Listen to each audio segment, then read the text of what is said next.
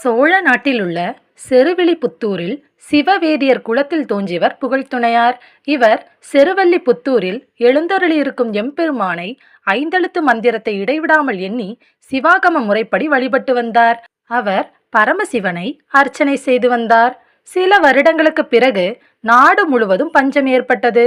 மக்களுக்கு உண்ண உணவு இல்லாததால் கோவிலுக்கு செல்வதை விடுத்து உணவு எங்கு கிடைக்குமோ அவ்விடத்தை தேடி செல்ல துவங்கினார்கள்.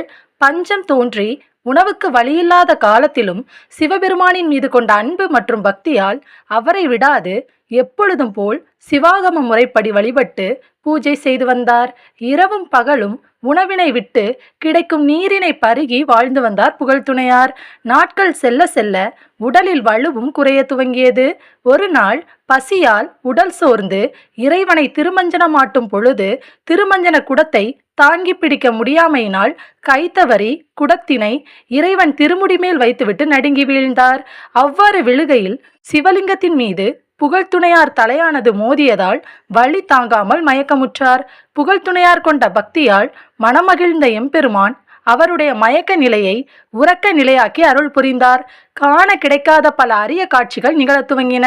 அதாவது எம்பெருமான் துயில் கொண்ட புகழ்த்துணையாரின் சொப்பனத்தில் எழுந்தருளினார். பஞ்சத்தால் மக்கள் நாடு நகரம் மறந்து சென்ற போதும் நீ மட்டும் எம்மை விட்டும் இவ்விடத்தை விட்டும் அகலாது அணைந்து எம்மை வழிபாடு செய்து வந்துள்ளாய்.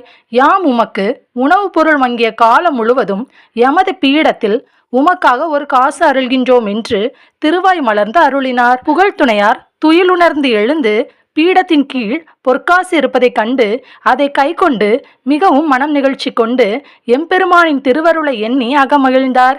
அவ்வாறு பஞ்சம் நீங்கும் காலம் வரை இறைவர் நாள்தோறும் அளித்த காசு கொண்டு துன்பம் நீங்கி இறைவனது வழிபாட்டில் சற்றும் வலுவாமல் வாழ்ந்திருந்து பின் எம்பெருமானின் திருவடியை சேர்ந்தார்.